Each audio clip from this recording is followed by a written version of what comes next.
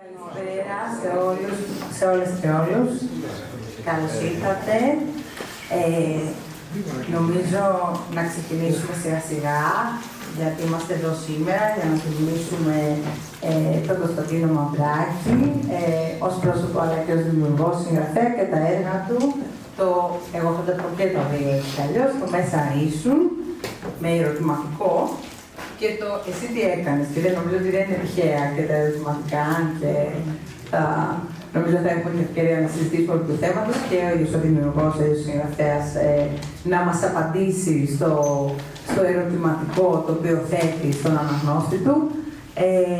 Εγώ έτσι πολύ σύντομα να πω και το βιογραφικό του συγγραφέα, αλλά να σας πω πραγματικά με δύο κουβέντες ακριβώς πώς ένιωσα, το ξέρει και ο ίδιος, διάβασα και πραγματικά έτσι όπως λέμε, με μία ανάσα το Μέσα Ήσουν και ξεκίνησα λόγω και πολλών υποχρεώσεων το εσύ τι έκανες, και πραγματικά νομίζω ότι έτσι μου άφησε μια πολύ συγκεκριμένη αίσθηση που θα σας την περιγράψω συνοπτικά αμέσως μετά. Λοιπόν, ο Κωνσταντίνος Μαυράκης είναι γεννημένος στη Θεσσαλονίκη το 1954, δίπλα στη θάλασσα, εκεί όπου το βλέμμα του αγγίζει δυτικά τον Όλυμπο και ανατολικά το ιερό περίγραμμα του Άκρου.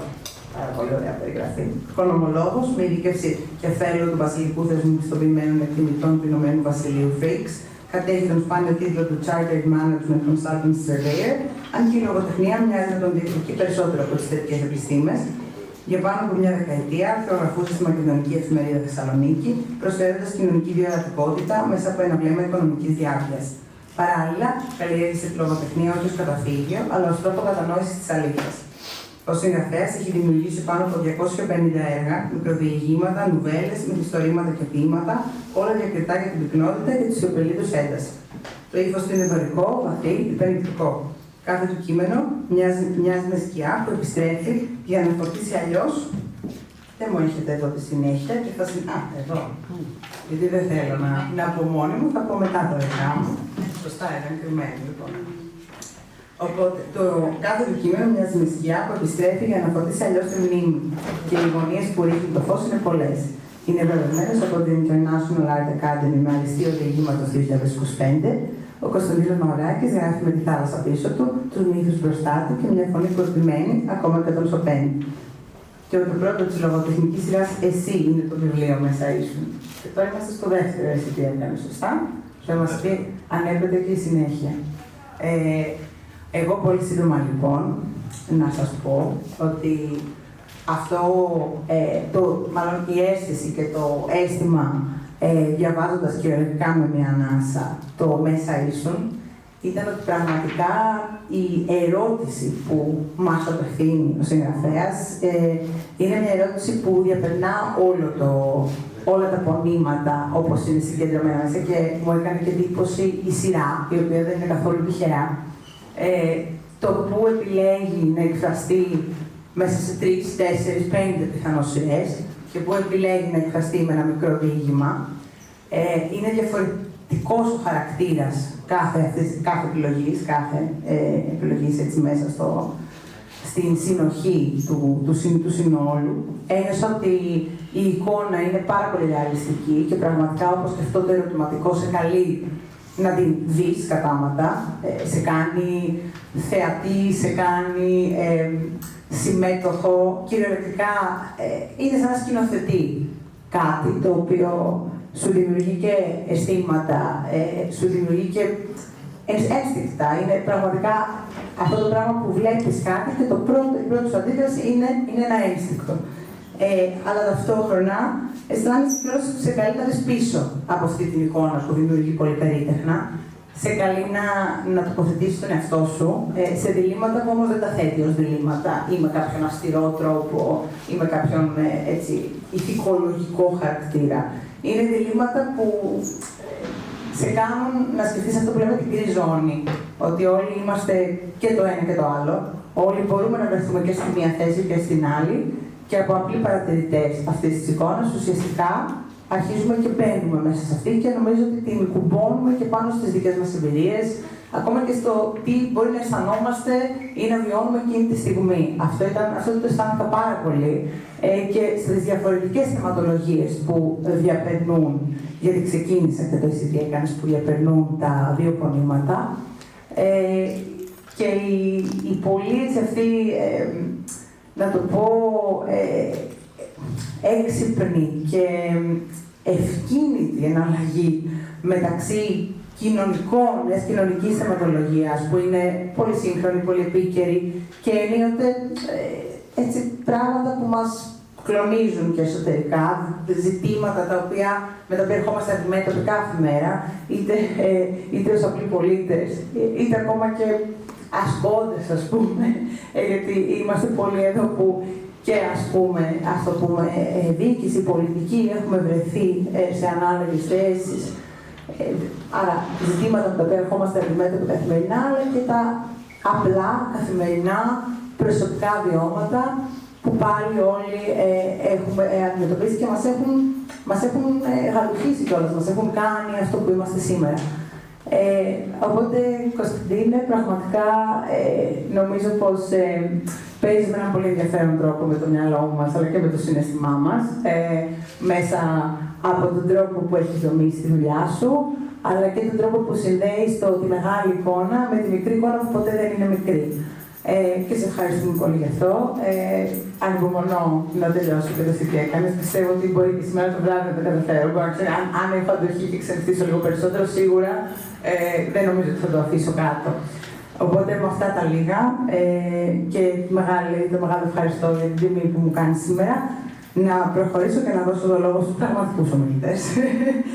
Ξεκινώντας από την κυρία Αγγελική Σακικοβέου. Σωστά, έχουμε το χαιρετισμό, με συγχωρείτε.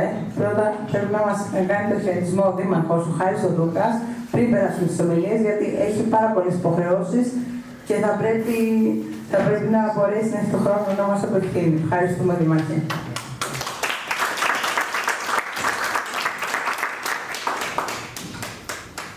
Αγαπητές φίλες και φίλοι, κυρίες και κύριοι, ευχαριστούμε πάρα πολύ.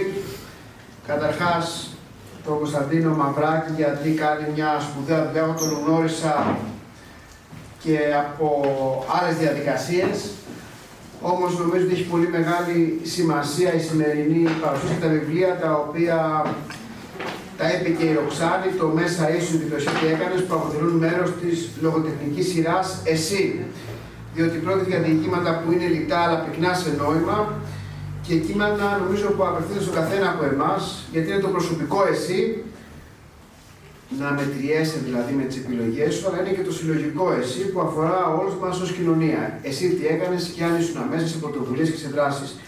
Κείμενα νομίζω φωτίζουν σκέψεις, απόψεις και είναι απλές οι λέξεις που χρησιμοποιεί ο συγγραφέας, αλλά μας καλεί να σταθούμε στο ύψος των περιστάσεων, να θυμηθούμε και να αναρωτηθούμε τελικά τη δική μας στάση απέναντι στα δύσκολα προβλήματα που αντιμετωπίζουμε όλοι μας. Και είναι νομίζω ωραία και συγκύρια, γιατί είναι σήμερα η Παγκόσμια ημέρα ελληνικής γλώσσας, μια ημέρα αφιερωμένη στη γλώσσα, στην ποίηση, στη φιλοσοφία και τη λογοτεχνία. Και έχει πολύ μεγάλη αξία η γλώσσα σήμερα, ο τρόπος που σκεφτόμαστε, που αφηγούμαστε και μοιραζόμαστε τον κόσμο. Γι' αυτό και αξίζει να τονίζουμε ότι η ποίηση και η λογοτεχνία δεν είναι πολυτέλεια, είναι ανάγκη, ειδικά σήμερα, και είναι ο χώρος πραγματικά που η εμπειρία γίνεται λέξη και η λέξη γίνεται βίωμα. Και το αντίστροφο, και ειδικά σε τέτοιες εποχές αβεβαιότητας, έντασης, ταχύτητας, είναι νομίζω η ποίηση και η λογοτεχνία που μας καλούν να σταθούμε λίγο, να ζυγίσουμε τα πράγματα, να αναστοχαστούμε, να ακούσουμε, να κοιτάξουμε μέσα μας αλλά και γύρω μας για να μπορέσουμε να επανατοποθετηθούμε. Να αναμειχθούμε δηλαδή με τα ερωτήματα που πολύ εύστοχα βάζει και σαν τίτλους ο Κωνσταντίνος Μαυράκης, που είναι πετυχημένος οικονομολόγος, άλλο που τον τράβηξε συνέχεια η λογοτεχνία, και το ρώτησα και εγώ γιατί μου κάνει πολύ μεγάλη εντύπωση ότι έχει 300 και πλέον πολύ σημαντικές προσπάθειες, 300 έργα, άρα έχει υπηρετήσει με ευλάβη την ελληνική γλώσσα και έχει αφήσει ήδη ένα διακριτό αποτύπωμα στη σύγχρονη λογοτεχνία. Να πούμε ότι η ελληνική γλώσσα έχει μακραίωνη διαδρομή, αλλά παραμένει ζωντανή ακριβώς γιατί συνεχίζει να γεννά νέες φωνές, νέους δημιουργούς, νέες ευαισθησίες, νέες αφηγήσεις και έτσι κάθε σύγχρονο λογοτεχνικό έργο μπορεί και καταφέρει, και αυτός είναι και ο στόχος, να συνομιλεί με την παράδοση, αλλά ταυτόχρονα να βάζει τα σύγχρονα θέματα και να ανοίγει μια προοπτική και με το μέλλον. Και αυτή η δυναμική νομίζω ότι είναι και η μεγαλύτερη δύναμή μας. Θέλω λοιπόν να πω ότι στην Αθήνα υποστηρίζουμε όλες αυτές τις δράσεις. Η Αθήνα δεν είναι μόνο μια πόλη με βαθιά πολιτιστική μνήμη, αλλά θέλει να είναι και μια πόλη των λέξεων, των βιβλίων και των δημιουργών. Ανοίξαμε την δημοτική μας βιβλιοθήκη μετά από πάρα πολλά χρόνια, σε μια δύσκολη περιοχή, στο Μεταξουργείο, απέναντι στο σταθμό Λαρίσης. Και οφείλω να πω ότι ακόμα δεν έχουμε καταφέρει να έχουμε τη συμμετοχή που θα θέλαμε. Παλεύουμε τα νέα παιδιά να πάνε στα αναγνωστήρια, να κάτσουν μέσα στα βιβλία και να μελετήσουν, να στοχαστούν. Αυτό θέλει προσπάθεια από όλους μας. Γι' αυτό και προσπαθούμε χώρους νεανικούς όπως είναι η Τεχνόπολη να τους δέσουμε με τη λογοτεχνία. Και αυτός είναι και ο λόγος που διοργανώνουμε τώρα το πρώτο Διεθνές Φεστιβάλ Λογοτεχνίας στην Τεχνόπολη. Για πρώτη φορά ένας παγκόσμιος λογοτεχνικός διάλογος και ένας νέος θεσμός που θα φέρει σπουδαίους λογοτέχνες, συγγραφείς και αναγνώσεις από την Ελλάδα και το εξωτερικό, με σκοπό ακριβώς να έρθει κόσμος, να ακούσει, να συνεισφέρει και να μπορέσουμε και εμείς να μάθουμε στα παιδιά πόσο σημαντική είναι η αξία της ποίησης, της γλώσσας, της λογοτεχνίας, του μυθιστορήματος. Συνολικά νομίζω ότι πρέπει αυτή η προσέγγιση να γίνει ένας θεσμός που θα τον συντηρούμε όλοι μας και μετά από εμάς οι επόμενες δημοτικές αρχές. Σας ευχαριστώ λοιπόν πολύ. Στηρίζουμε τη λογοτεχνία, τιμάμε τον Κωνσταντίνο Μαυράκη και κρατάμε τη γλώσσα μας ζωντανή μέσα από την ανάγνωση, τη γραφή και τη σκέψη. Να είστε καλά και εύχομαι να σας δω όλους στο Διεθνές Φεστιβάλ Λογοτεχνίας και μαζί με άλλους δημιουργούς και να μπορέσουμε αυτές τις εκδηλώσεις να τις κάνουμε ακόμα μεγαλύτερες και ακόμα πιο δυναμικές. Ευχαριστώ πολύ. Έχουμε εδώ λίπτη, θα σας στείλω ακριβώς ημερομηνίες.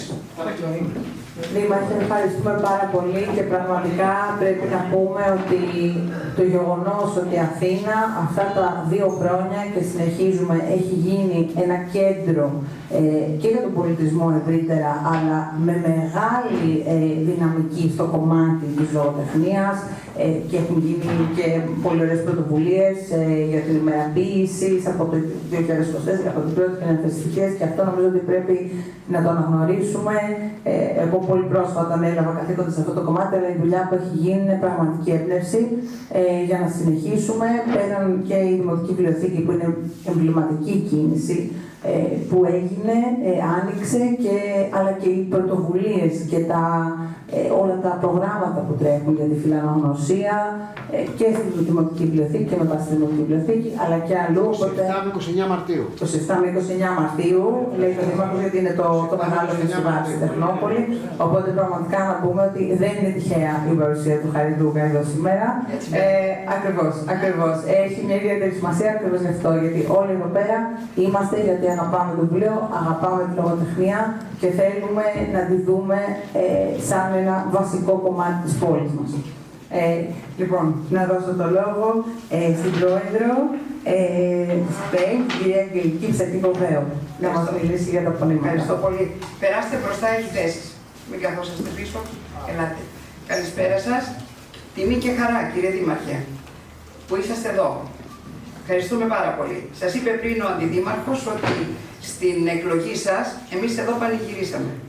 Γιατί πιστέψαμε σε εσάς, παρακολουθήσαμε τις ομιλίες σας, εγώ σχεδόν όλες, με τον τωρινό Αντιδήμαρχο, αλλά τότε συνοδοιπόρο σας, τον κύριο Θωμά Γεωργιάδη. Και βέβαια χαίρομαι γιατί πέρα από τον πολιτισμό, πέρα από την παιδεία, πέρα από το πράσινο που υποστηθήκατε, βλέπετε την Αθήνα και όχι ως κέντρο. Εμείς μένουμε Πατήσια, μένω κοντά στον κύριο Γεωργιάδη και είδαμε ότι κάνετε προσπάθειες. Είναι και ο Θωμάς εκεί παλεύει πολύ. Ο Θωμάς μαζί με εσάς και παλεύουμε να αλλάξει η γειτονιά που πιστεύουμε ότι θα αλλάξει. Εμείς εδώ ως Πανελλήνια Ένωση σας οφείλουμε ευχαριστώ, γιατί στις 14 Φεβρουαρίου, το Σάββατο, για άλλη μια φορά χρησιμοποιούμε το Πνευματικό Κέντρο της Αθήνας, στον αίθουσα Αντώνης Τρίτσης, 44 χρόνια ποιητικός λογοτεχνικός διαγωνισμός σε 4 είδη του λόγου και βέβαια παίρνουμε δωρεάν την αίθουσα. Μέσω του κύριου Γεωργιάδη, μέσω εσάς, δεν ξέρω ποιος. Πάντως Τώρα είναι η Ροξάνη που το δίνει δωρεάν. Τώρα είσαστε εσείς. Τότε ήταν ο κύριος Γεωργιάδη. Εμείς όμως μπορούμε να παίρνουμε δωρεάν την αίθουσα, γιατί καταλαβαίνετε ότι δεν είναι εύκολο σε ένα σωματείο που ζει με τις συνδρομές να πληρώνει τα 450 ευρώ. Οπότε ευχαριστούμε για αυτή την διευκόλυνση. Θα είμαστε εκεί. Ευχαριστούμε για τη φωταγώγηση και για το ότι εδώ έχουμε αστυνόμευση κάθε τρίτη. Έχει καθαρίσει αρκετά η περιοχή, δεν έχουμε όμως ακόμα δουλειά. Έχετε δουλειά ακόμα, αλλά δεν υπήρχε τίποτα πριν. Ο κύριος Γεωργιάδης είχαμε στείλει ως αντιδήμαρχος αστυνομίας να έχουμε αστυνόμευση κάθε τρίτη 6 με 9 και αυτό το είχαμε πετύχει όσο καιρό είμαστε εδώ. Πιστεύω ότι αυτό θα συνεχιστεί. Εμείς σας λέμε λοιπόν, μια που λέτε για όλο το φεστιβάλ, για να μην σας καθυστερώ για να φύγετε, σας καλούμε από τώρα. Στις 24 Μαρτίου και εμείς θα γιορτάσουμε την Παγκόσμια ημέρα ποίησης στο σπίτι της Κύπρου, γιατί αυτό μας δόθηκε και δωρεάν. Εκεί θα έχουμε εκλεκτούς προσκεκλημένους Κύπριους και Έλληνες λογοτέχνες. Θα τιμήσουμε την Αθηνά Παπαδάκη, πολύ σπουδαία ποιήτρια. Θα κάνουμε επίτιμα μέλη και παρακαλούμε, σας καλούμε από τώρα. Εμείς θα είμαστε σε επαφή, κυρία Μπέη. Να πω και για την Ροξάνα την Μπέη, μια που είναι εδώ και χαίρομαι πολύ που σας γνωρίζω.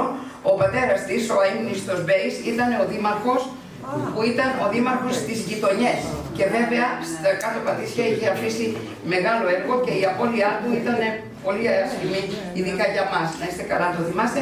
Τον αντικαθιστά όμως επάξια ο κύριος Δούκας, που θα συνεχίσει μαζί με εσάς να κοιτάτε την Αθήνα έξω από το κέντρο. Ευχαριστούμε. Και εμείς ευχαριστούμε πολύ. Λοιπόν, σήμερα όμως μιλάμε για τον κύριο... Μαθιακές μου. Να είστε καλά. Να συνεχίσετε. Ευχαριστούμε πολύ. Ευχαριστούμε. Γεια σας. Την Παγκόσμια ημέρα της ελληνικής γλώσσας δεν τιμούμε απλώς ένα μέσον επικοινωνίας. Στεκόμαστε μπροστά σε ένα ζωντανό θαύμα. Σε μια φωνή που διασχίζει τους αιώνες χωρίς να χάνει τη μνήμη της. Η ελληνική γλώσσα δεν γράφτηκε μόνο σε παπύρους και μάρμαρα. Χαράχτηκε στη σκέψη του κόσμου. Με αυτήν ο άνθρωπος τόλμησε να ονομάσει το άγνωστο, να συλλάβει το άπειρο, να ρωτήσει τι είναι όν, τι είναι δίκαιον, τι είναι ψυχή. Είναι η γλώσσα που έμαθε την ανθρωπότητα να σκέπτεται πριν ακόμα της μάθει να μιλά. Κάθε ελληνική λέξη κουβαλά ένα βάθος, μια ετυμολογία που μοιάζει με ρίζα του αρχαίου δέντρου. Δεν φαίνεται πάντα, αλλά κρατά όρθιο ολόκληρο το νόημα. Από τον Όμηρο ως τον Ελίτη, από τον Αριστοτέλη ως τον Σεφέρη.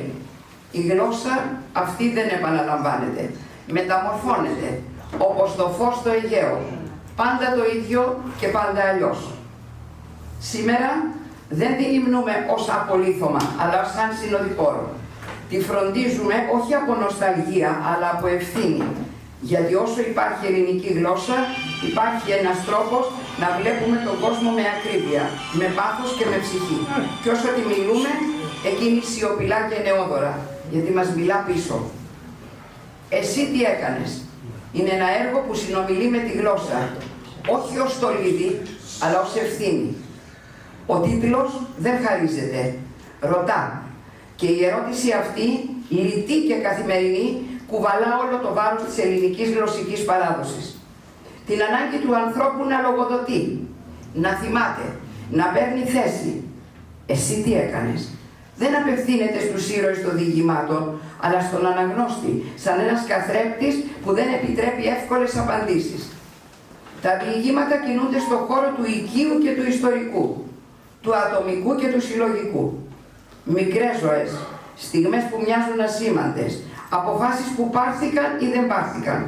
Μέσα από μια γλώσσα καθαρή, πυκνή, βαθιά ελληνική, οι ιστορίες αναδεικνύουν τη δύναμη της λέξης όταν αυτή δεν φωνάζει, αλλά επιμένει. Σε μια εποχή που η γλώσσα φθήρεται από την ταχύτητα και την ευκολία, το «εσύ τι έκανες» υπενθυμίζει πως τα ελληνικά εξακολουθούν να μπορούν να αφηγούνται τη σιωπή, την ενοχή, την αγάπη, τη μνήμη, να κρατούν ζωντανή την ηθική διάσταση του λόγου. Και τα δύο βιβλία, «Εσύ τι έκανες» και «Μέσα ήσουν» από τις εκδόσεις «Ο Σελότος», είναι μικρά διηγήματα που αφηγούνται με έξυπνο τρόπο την ίδια καθημερινότητα. Ο Μαυράκης, απλός, λιτός, δωρικός, μας δείχνει μέσα από τα απολύματά του το δρόμο του προβληματισμού. Αναδεικνύει την οχελικότητα και την αδιαφορία που πλέον αντιμετωπίζουμε τα σύγχρονα προβλήματα της ζωής. Δύο συλλογές που απορροφούν τον αναγνώστη από την πρώτη ματιά, με γλώσσα ρέουσα, απλή, δωρική, με ρυθμό και μουσικότητα, κάθε διήγημα μοιάζει ποιητικό και σε συνδυασμό με την ηρωνία, το σαρκασμό αλλά και την απορία του τι μέλη γενέστε, μπαίνει μέσα μας αβίαστα το ερώτημα και ο προβληματισμός. Εγώ τι κάνω? Τα θέματα που ταλαντίζουν την κοινωνία: σχολική βία, βία κατά των γυναικών, οθόνες υπολογιστών, εικονικές πραγματικότητες, ψευδείς ειδήσεις, αίθουσες συνεδριάσεων, εξουσία. Όλα μπαίνουν στο κάδρο του συγγραφέα που με άϊχες κραυγές προσπαθεί να αφυπνίσει τον αναγνώστη, να μας φέρει μπροστά στις τεράστιες ευθύνες που έχουμε απέναντι σε αυτή την κοινωνία, σε αυτόν τον πλανήτη που κουρασμένος και κορεσμένος από την ανθρωπιστική κρίση αναζητά τις χαμένες του αξίες. Περίπου 100 μικρά διηγήματα, αιχμηρά, κοφτερά σαν λεπίδα που σφάζει απαλά, αλλά με ουσία ξεκάθαρη, τόσο που σε φτάνει να πεις γιατί δεν πρόλαβα. Ενότητες χωριστές με υπότιτλους διευκολύνουν και τον πιο απλό αναγνώστη. Προσεγμένη έκδοση θα έλεγα, γραμματοσυρά που δεν κουράζει. Έτσι απλά προσπαθεί ο συγγραφέας να ακουμπήσει τις πιο λεπτές κορδές της ψυχής μας, να ευαισθητοποιήσει τη χαμένη στη ρουτίνα της καθημερινότητας συνείδηση. Τα καταφέρνει περίτεχνα, γιατί ο ίδιος ως ανήσυχο πνεύμα, ως άνθρωπος με πολιτική σκέψη, έχει οπλίσει τη γραφίδα του με τις αρετές που τον διακρίνουν. Θέτει τον εαυτό του στην υπηρεσία του ανθρώπου και παράλληλα στον ανθρώπινο πόνο. Σε μια εποχή που όλα ολισθαίνουν, ο συγγραφέας Κωνσταντίνος Μαυράκης έρχεται με το φως της ψυχής του και την οξύτητα του πνεύματος να μας θυμίσει την ουσία της ύπαρξής μας. Θέλει αρετή και τόλμη να ξεφύγουμε από την τεράστια ανθρωπιστική κρίση που είναι η αιτία της οικονομικής κρίσης και που αυτή ταλαντίζει σήμερα την ανθρωπότητα. Και βέβαια, πριν διαβάσω αποσπάσματα θα προσθέσω: «Και εσείς σοφοί του κόσμου, απ' άκρη σ' άκρη εγερθείτε. Ποιητές, στους στίχους σας απλώστε τη δόξα της ζωής. Ζωγράφοι, με χρωστήρα πυρωμένο, ουράνια τόξα χρωματίστε στους αιθέρες. Διώξτε της αδικίας την καταχνιά, να πιάσει ο ήλιος το άρμα του και πάλι, και στον παιδιών τις φλέβες αμέριμνα να κυλήσει ξανά το αίμα». Ευχαριστώ.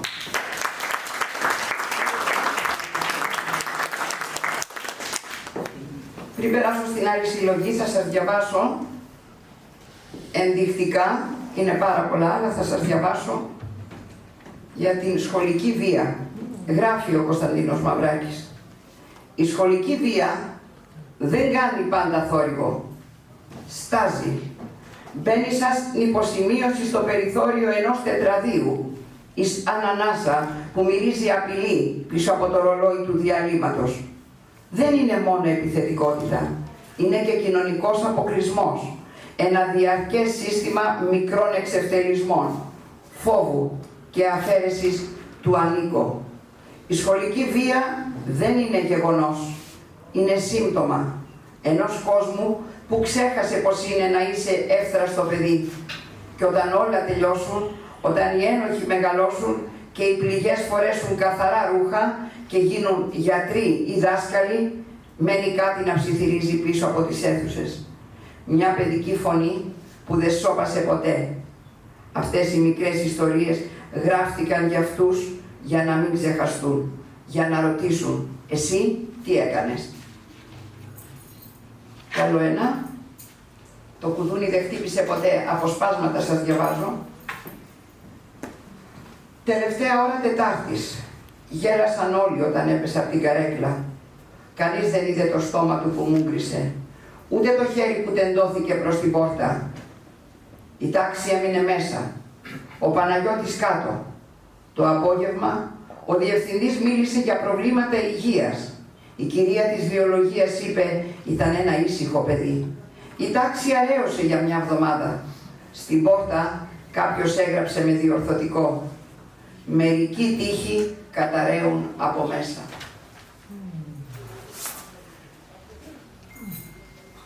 Για την έλλειψη της βίας κατά των γυναικών. Θρηματισμένη αυτοπεποίθηση. Έκοβε το ψωμί σε λεπτές φέτες, προσπαθώντας να μην τρέμουν τα χέρια της. «Μη ρίχνεις ψίχουλα», είπε απότομα το βλέμμα του κοφτερό σαν μαχαίρι. Μια φέτα γλίστρισε και έπεσε στο πάτωμα. Σκύβοντας να τη μαζέψει, φίλησε το ψωμί με βιασύνη, σαν να ζητούσε συγγνώμη. Σε αυτό το σπίτι, κάθε τι είχε περισσότερη αξία από την ίδια. Το βάρος. «Πάχινες», της φώναξε, χωρίς να την κοιτάζει. Το στομάχι της γουργούρισε. Χθες τον ντουλάπι άδειο. Σήμερα ούτε ψωμί. Όλη μέρα έμεινε μέσα. Ζωγράφιζε ένα ψωμάκι με σουσάμι και πάνω έγραψε: «Αν ήμουν τροφή, ίσως να με ήθελα». Κι άλλο ένα θα σας διαβάσω για να μην σας κουράζω, για να περάσω στο επόμενο, γιατί σας είπα ότι έχει εδώ πολλά και προτείνω να το πάρετε, γιατί είπε και η κυρία Μπέη θα το διαβάσετε με τη μία. Η βάση φόρτισης της ψυχοθεραπείας. Η Ελένη φόρτιζε το κινητό της στο ιατρείο. Ο ασθενής είπε: «Αν είχα κι εγώ τέτοια βάση, δεν θα χρειαζόμουν εσάς». Του απάντησε: «Η δική μου χρεώνει ένα λεπτό». Σουβλάκι με ταυτότητα. Η ψισταριά χάραζε γραμμωτούς κώδικες πάνω στα σουβλάκια. Στη σάρωση εμφανίζονταν ποίημα συνταγμένο από την τεχνητή νοημοσύνη. «Σε φλόγες γεννήθηκα, σε τυρί δραπετεύω». Το παιδί το έφαγε και συνέχισε το παιχνίδι. Το προφίλ του ενημερώθηκε. «Ποιητική παλέτα, γεύση καπνιστή». Την άλλη μέρα το ίδιο το σουβλάκι ανέβασε σχόλιο: «Δεν ήμουν έτοιμο να καώ». Ιδανικός εραστής. Η Λένα άνοιξε την εφαρμογή γνωριμιών. Ο Άρης εμφανίστηκε όμορφος, ευφυής, συμβατός 97%. Μίλησαν ώρες, γέλασαν, έκλεισαν ραντεβού. Στο τραπέζι ήπια τον καφέ του αμίλητος. Η εφαρμογή ειδοποίησε: «Η συνομιλία σας ήταν προσομοίωση. Ο χρήστης δεν υπάρχει». Η Λένα τον κοίταξε. «Τουλάχιστον δεν θα με πληγώσεις», είπε. Και εκείνος χαμογέλασε. Πήρατε μια γεύση από το «Εσύ τι έκανες», το οποίο έχει πολλά όπως σας ανέλησα, και θα προχωρήσουμε στο «Μέσα ήσουν». Η παρουσίαση των συλλογών, το «Μέσα ήσουν» και το «Εσύ τι έκανες», αυτή τη μέρα που τιμάται η ελληνική γλώσσα, δεν είναι σύμπτωση. Είναι μια δήλωση πίστης στη λογοτεχνία, ως πράξη ευθύνης, και στη γλώσσα, ως χώρο που ο άνθρωπος καλείται ξανά και ξανά να απαντήσει στα δύσκολα ερωτήματα. «Εσύ τι έκανες» ή «Μέσα ήσουν». Η συλλογή, η δεύτερη αυτή συλλογή, δεν αφηγείται απλώς ιστορίες. Σε κοιτάζει, στέκεται απέναντι στον αναγνώστη σαν καθρέφτης, που δεν δείχνει μόνο το πρόσωπο, αλλά όσα κρύβονται πίσω από αυτά. Τις σκέψεις που δεν υπόθηκαν, τις πράξεις που αναβλήθηκαν, τις παρουσίες και τις απουσίες μας. Ο τίτλος «Καθημερινός» και σχεδόν αθώος κρύβει μια διπλή ανάγνωση. Ρωτά αν ήσουν παρόν τη στιγμή που συνέβη κάτι, αλλά και αν ήσουν μέσα στα γεγονότα, μέσα στον εαυτό σου, μέσα στην ίδια την ευθύνη. Είναι μια ερώτηση που δεν απαιτεί απάντηση, γιατί ήδη την έχει ακούσει η συνείδηση. Τα διηγήματα και σε αυτό το πόνημα κοφτά, σαν στιγμιότυπα ζωής. Άνθρωποι συνηθισμένοι, καταστάσεις γνώριμες, λέξεις μετρημένες. Κι όμως, μες στη λιτότητά τους, οι ιστορίες αυτές βαθαίνουν, αφήνοντας χώρο στον αναγνώστη να αναγνωρίσει τον εαυτό του ή να τον αποφύγει. Η γλώσσα και σε αυτό το πόνημα λειτουργεί με ακρίβεια και σιωπή. Δεν εξηγεί, δεν συγχωρεί, δεν καθοδηγεί. Αφήνει τα νοήματα να καθίσουν όπως το βλέμμα που μένει λίγο παραπάνω στον καθρέφτη, περιμένοντας να δει κάτι που δεν είναι σίγουρος ότι το θέλει.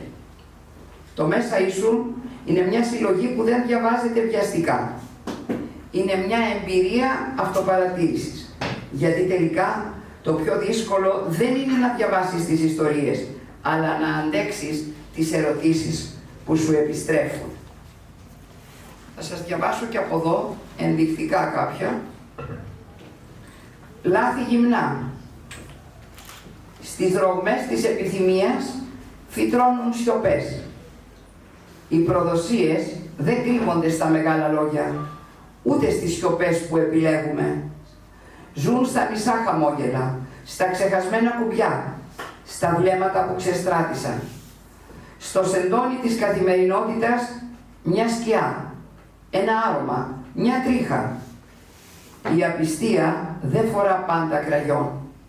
Μερικές φορές μπαίνει απλώς στο σπίτι από την πίσω πόρτα και κάθεται στο ίδιο τραπέζι. Όλα είναι φανερά, ακόμα και αν δεν υποθούν. Το σώμα πάντα ξέρει. Η απουσία πάντα μαρτυρά. Αυτά τα διηγήματα δεν φωνάζουν, ψιθυρίζουν, σχεδόν γελούν και ματώνουν ήσυχα. Αναλφάβητη. Έγραψε «Σ' αγαπώ» με γέρικο χέρι. Σβήστηκε στην ανακαίνιση. Οι παραλήπτες είχαν ξεχάσει να διαβάζουν. Μέρα γιορτής. Στην ατζέντα του η Κυριακή είχε διαγραφεί. Ήταν η μέρα που υποτίθεται πως έρχονταν τα παιδιά. Τώρα είναι απλώς μια μέρα χωρίς όνομα, όπως εκείνος. Λίστα αναμονής. Έκανε αίτηση για βοήθεια κατοίκων. Η απάντηση ήρθε 3 μήνες μετά. Η αίτησή σας βρίσκεται σε λίστα αναμονής με εκτιμόμενο χρόνο 10 έτη. Η ηλικία του τότε ήταν 84. Υπομονή. Χτύπησε το κουδούνι στο κέντρο ηλικιωμένο. Μέσα μόνο αμφίσεις για χορηγίες. Δεν έχουμε προσωπικό, ούτε πόρους, του είπαν. Μπορείτε να περιμένετε στη γραμματεία. Μπορείτε για πάντα. Κι άλλο ένα, θα σας διαβάσω το ραντεβού.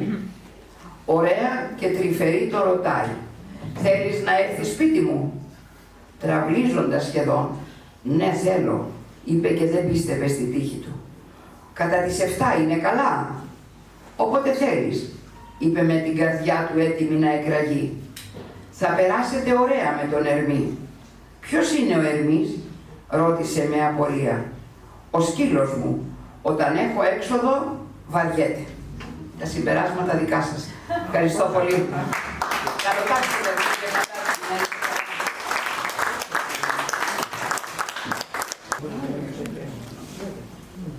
Λοιπόν, ευχαριστούμε πάρα πολύ την πρόεδρο της Πανελλήνιας Ένωσης Λογοτεχνών και την κυρία Σαρκικοβέου για την πολύ ωραία αναδρομή που μας έκανε και την ανάλυση της, αλλά και την αναδρομή που μας έκανε στα αποσπάσματα και την οπτική της που πραγματικά μας ταξίδεψε μέσα στο νόημα.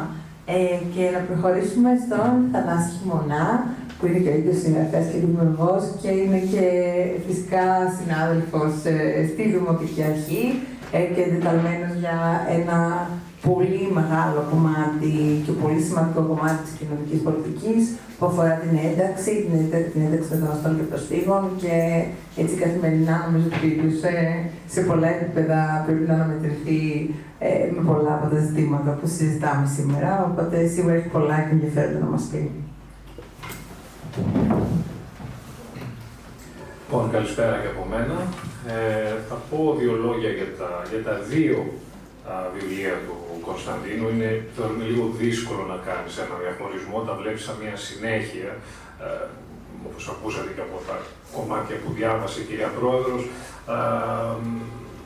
Τα βιβλία αυτά ουσιαστικά είναι μια ενότητα, έτσι τουλάχιστον το αντιμετώπισα εγώ.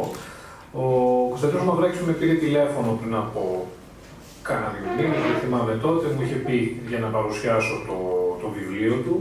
Εδώ πρέπει να πω ότι είναι πάντα ένα ρίσκο αυτό όταν παρουσιάζει ένα βιβλίο, γιατί αυτό που δεν ξέρει ο κόσμος είναι ότι συχνά στις παρουσιάσεις, ο παρουσιαστής όταν αναλαμβάνει να παρουσιάσει το βιβλίο δεν το έχει διαβάσει ακόμα. Οπότε δεν ξέρεις τι είναι αυτό που θα έρθει στα χέρια σου. Και όπως καταλαβαίνετε, αν κάποια στιγμή έρθει κάτι που δεν είναι καλό, είσαι σε πολύ δύσκολη θέση. Αυτή δεν είναι η περίπτωση του Κωνσταντίνου Μαυράκη. Τα βιβλία του διαβάζονται. Είναι αλήθεια αυτό που είπε και η Ροξάνη, δεν μπορείς να τα αφήσεις εύκολα. Θυμάμαι ότι όταν τα έλεγα με courier, λέω θα ρίξω μια ματιά τώρα, έφτασα στα χέρια μου αργά το βράδυ, εγώ έλειπα, τα πήρα μετά, λέω θα ρίξω μια ματιά, έτσι να έχω μια εικόνα και θα συνεχίσω αύριο, αλλά είναι πρακτικά δύνατο, γιατί αρχίζεις να διαβάζεις αυτά τα μικροδιηγήματα, όπως λέγονται, το ένα μετά το άλλο, λες άντε ένα ακόμα, λες εντάξει ένα για τον δρόμο. Τέλος πάντων το πρώτο βιβλίο το διάβασα εκείνο το βράδυ, το δεύτερο την επόμενη μέρα. Είναι πραγματικά πολύ δύσκολο να σταματήσεις. Είναι εντυπωσιακή η γραφή του Κωνσταντίνου, του φίλου Κώστα, η οποία παρότι είναι διηγήματα, παρότι είναι πεζός λόγος, έχει πολλά στοιχεία ποίησης. Πολλά από τα διηγήματα, σχεδόν τα περισσότερα μπορώ να πω, τα διηγήματα που έχει γράψει, θα μπορούσαν να τα εκλάβεις και σαν ποίηματα. Είναι μια γλώσσα άψογη, μια γλώσσα που ρέει. Ο Κώστας έχει το δικό του στυλ, αλλά δεν έχει μανιέρα, δεν γίνεται ποτέ μανιέρα και επίσης είναι σε θέση να αναλάσει όχι μόνο θέματα, αλλά και τρόπο με το οποίο ο ίδιος τα αφηγείται. Δεν είναι τυχαίοι τίτλοι, το «Μέσα ήσουν» και το «Εσύ τι έκανες» αναφέρεται, όπως είπε και η κυρία Πρόεδρος, στον αναγνώστη, όχι με το στυλ που το έκανε ίσως ο Μποντλέρ σαν άδει του κακού, αλλά σαν να του ρίχνει λίγο τον μπαλάκι, γιατί πάρα πολλά από τα θέματα τα οποία αναφέρει ο Κώστας είναι θέματα που οι πραγματικοί θύτες δεν είναι μόνο αυτοί για τους οποίους διαβάζουμε, αλλά και όλη η κοινωνία γύρω, η οποία βλέπει και κουνά το κεφάλι χωρίς να πολύ ασχολείται. Υπάρχουν κάποιες ενότητες, να πω ότι λειτουργούν πολύ τα βιβλία, τα διηγήματα είναι μαζεμένα σε ενότητες, σε κάποιες περιπτώσεις νομίζω στο «Μέσα ήσουν» υπάρχει και μια εισαγωγή πριν από για να τοποθετήσει λίγο τον αναγνώστη σχετικά με αυτό που πρόκειται να διαβάσει. Υπάρχει το θέμα του bullying, υπάρχει το θέμα της σεξουαλικής κακοποίησης, το θέμα του revenge porn, θέματα πάρα πολύ επίκαιρα που τα ζούμε όλο και πιο έντονα όσο περνάει ο καιρός. Υπάρχει ο τρόμος μπροστά στον καλπασμό της τεχνολογίας, ο φόβος ότι κάποια μέρα τα πάντα θα είναι AI, θα είναι τεχνητή νοημοσύνη, ότι πλέον ακόμα και οι σχέσεις, ακόμα και η τέχνη, τα πάντα θα είναι κάποιοι αλγόριθμοι. Ανάμεσα σε αυτά υπάρχουν και πιο παραδοσιακά θέματα, όπως η απιστία, συχνά με ένα πολύ χιουμοριστικό ύφος, γιατί ο Κώστας έχει και πάρα πολύ χιούμορ, όπως διαβάσαμε πριν για το σκύλο, τον Ερμή, που ένας τύπος ενθουσιασμένος για μια κοπέλα τον έχει καλέσει σπίτι και δεν αποκαλύπτεται ότι πρόκειται να φυλάξει απλώς το σκύλο, σε θέλει να βγει και να φυλάξει το σκύλο. Εμένα μου άρεσε η τρίτη καρέκλα, όπου πάει ένα ζευγάρι σε έναν ψυχολόγο, σύμβουλο ζευγαριών και ο άντρας λέει θα φέρω και την ερωμένη μου γιατί πρέπει να μιλήσει και αυτή, είναι και αυτή ένα θέμα. Ένα κομμάτι του όλου ζητήματος. Είναι σημαντικό επίσης ότι παρότι μιλάει για τέτοια θέματα όπως είναι το bullying, όπως το revenge porn, σεξουαλική κακοποίηση, δεν είναι διδακτικός, δεν λέει τι είναι σωστό ή όχι, αλλά το αφήνει με έναν πολύ όμορφο και γλαφυρό τρόπο να αναγνώσει, να συνειδητοποιήσει και κάποιες φορές, όπως είπα πριν, να νιώσει μέχρι ένα σημείο και ένοχος. Τα θύματα όλων αυτών κάποιες φορές υποκύπτουν, κάποιες άλλες φορές παίρνουν μια θριαμβευτική εκδίκηση απέναντι στους θύτες. Άλλα ζητήματα που μπορώ να αναφέρω είναι η τρίτη ηλικία, η οποία γίνεται και με ένα καταγγελτικό τρόπο απέναντι στις στάσεις της πολιτείας, απέναντι στους ηλικιωμένους, όπως διάβασε η κυρία Πρόεδρος το διήγημα ότι ο άνθρωπος 84 ετών έχει ένα χρόνο αγωνής 10 χρόνια, το οποίο είναι κάτι το οποίο συμβαίνει. Μπορεί να μην είναι τόσο πολύ, οι αριθμοί να μην είναι εκδοσές, αλλά συμβαίνει σε πάρα πολύ μεγάλο βαθμό.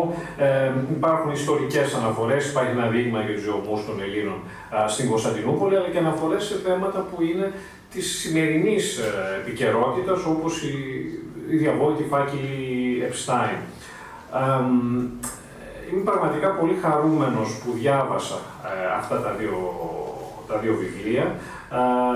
Περιμένουμε μεγάλο ενθουσιασμό τη συνέχεια, που από ό,τι κατάλαβα υπάρχει και θα είναι, φαντάζομαι εξίσου, αν όχι ακόμα περισσότερο, συναρπαστική. Προς το παρόν δεν θέλω να προσθέσω κάτι άλλο, αλλά στο τέλος, αφού μιλήσει και η κυρία Αγγελοπούλου, θα ήθελα να κάνω κάποιες ερωτήσεις στο συγγραφέα, που ίσως και εσείς, για πράγματα που ίσως και εσείς θα θέλετε να μάθετε. Αυτά προς το παρόν και θα επανέλθω. Ευχαριστούμε πάρα πολύ, Θανάση. Και προχωράμε στην κυρία Έμινα Αγγελοπούλου, η συγγραφέας, να μας δώσει και εκείνη τη δική της οπτική για τα έργα του συγγραφέα.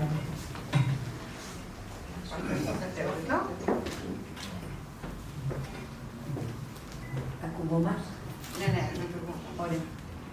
Καταρχάς θα ήθελα να σας ευχαριστήσω, κύριε Μαυράκη, που είμαι σήμερα εδώ, ανάμεσα σε εκλεκτούς, στο πάνελ για την Παγκόσμια ημέρα για την ελληνική γλώσσα. Θα ξεκινήσω λέγοντας ότι όταν κρατάει κανείς στα χέρια του τα δύο βιβλία του Κωνσταντίνου Μαυράκη, το «Μέσα ήσουν» και το «Εσύ τι έκανες», έχει την αίσθηση ότι δεν διαβάζει απλώς δύο ξεχωριστά έργα, αλλά ότι ακολουθεί μία διαδρομή. Μία διαδρομή ηθική, υπαρξιακή και βαθιά σύγχρονη. Γιατί και τα δύο βιβλία δεν γράφτηκαν τόσο για να αφηγηθούν ιστορίες, όσο για να θέσουν ερωτήματα. Και αυτά τα ερωτήματα δεν απευθύνονται στους ήρωες, απευθύνονται σε όλους εμάς. Το «Μέσα ήσουν» συγκροτεί έναν κόσμο ηθικής αμφισημίας. Δεν υπάρχουν εδώ καθαροί θύτες και θύματα. Οι χαρακτήρες είναι άνθρωποι μόνοι και, όπως επισημαίνεται και στο οπισθόφυλλο, ποτέ αθώοι. Αυτή η άρνηση της αθωότητας είναι ο πυρήνας του βιβλίου. Όχι ως κατηγορία, αλλά ως διαπίστωση για τον τρόπο που ζούμε και σχετιζόμαστε σήμερα. Στο βιβλίο, τίποτε δεν εξηγείται πλήρως. Τίποτε δεν ολοκληρώνεται με ασφάλεια. Ο αναγνώστης καλείται να σταθεί μέσα στα κενά, στις σιωπές, στα μισά βλέμματα και να αναζητήσει τη δική του ολόκληρη αλήθεια. Αν θελήσουμε να αναλύσουμε τον τίτλο «Μέσα ήσουν», θα λέγαμε πως λειτουργεί σε τρία επίπεδα. Κυριολεκτικά, ήσουν παρόν στο γεγονός; Ψυχολογικά, ήσουν συναισθηματικά παρόν; Και ηθικά, συμμετείχες έστω και σιωπηρά. Οι ερωτήσεις αυτές δεν μένουν στους ήρωες, όπως προείπα. Επιστρέφουν διαρκώς στον αναγνώστη. Το βιβλίο δεν επιτρέπει την ασφαλή απόσταση της παρατήρησης. Αντίθετα, σε εγκαλεί. Ήσουν και εσύ εκεί, στις σιωπές, στις προδοσίες, στις παραλήψεις. Οι βασικοί θεματικοί άξονες του έργου είναι η προδοσία, η σιωπή και η μοναξιά. Οι προδοσίες εδώ δεν είναι θεαματικές. Δεν συνοδεύονται από εκρήξεις ή μεγάλες συγκρούσεις. Είναι καθημερινές, σχεδόν ανεπαίσθητες. Ένα βλέμμα που κρατά λίγο παραπάνω. Μια αγκαλιά που ξεπερνά το όριο. Μια σιωπή τη λάθος στιγμή. Ο συγγραφέας μας υπενθυμίζει ότι η μεγαλύτερη ρήξη συχνά συμβαίνει χωρίς να ακουστεί τίποτα. Στο «Μέσα ήσουν» η σιωπή δεν είναι απουσία λόγου, αλλά φορέας νοήματος. Μέσα από τις παύσεις και τα κενά, ο αναγνώστης γίνεται συμμέτοχος, όχι απλώς παρατηρητής. Και αυτό είναι ίσως το πιο ανήσυχο στοιχείο του βιβλίου. Οι χαρακτήρες είναι μόνοι, όχι επειδή δεν υπάρχουν άλλοι γύρω τους, αλλά επειδή απουσιάζει η αλήθεια, ακόμη και μέσα στις σχέσεις τους. Πρόκειται για μία σύγχρονη αστική μοναξιά, βαθιά διαβρωτική. Σε επίπεδο ύφους, ο Κωνσταντίνος Μαυράκης χρησιμοποιεί έναν λιτό, κοφτό λόγο, σχεδόν απογυμνωμένο. Κάθε λέξη μοιάζει ζυγισμένη. Δεν υπάρχει διάθεση εντυπωσιασμού. Υπάρχει ακρίβεια. Η μικρή φόρμα λειτουργεί σαν θράψμα καθρέφτη. Βλέπεις μόνο ένα κομμάτι, αλλά είναι αρκετό για να αναγνωρίσεις το σύνολο. Και τα διηγήματα συχνά μένουν ανοιχτά, χωρίς κάθαρση. Όχι ως αδυναμία, αλλά ως συνειδητή αισθητική επιλογή. Άλλωστε, η ζωή σπάνια κλείνει τους λογαριασμούς της. Το δεύτερο τώρα βιβλίο, το «Εσύ τι έκανες», δηλώνει από την αρχή ότι δεν είναι μία συλλογή διηγημάτων. Δεν λειτουργεί ως σύνολο αυτοτελών ιστοριών, αλλά ως παλίψιστο.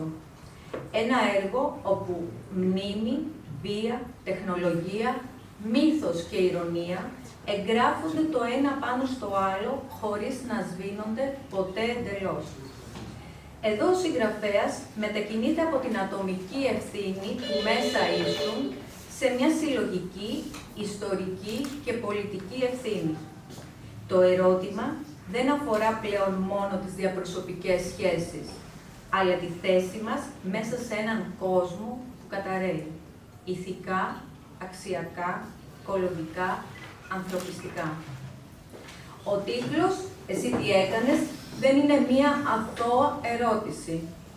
Σε φέρνει αντιμέτωπο με το βάρος της ευθύνης σου, με ό,τι έκανες ή ό,τι δεν έκανες. Εκεί όπου στο πρώτο βιβλίο το βάρος βρισκόταν στην παρουσία, εδώ μετατοπίζεται στην πράξη ή στην παράληψή της. Δεν υπάρχει χώρος για ουδετερότητα.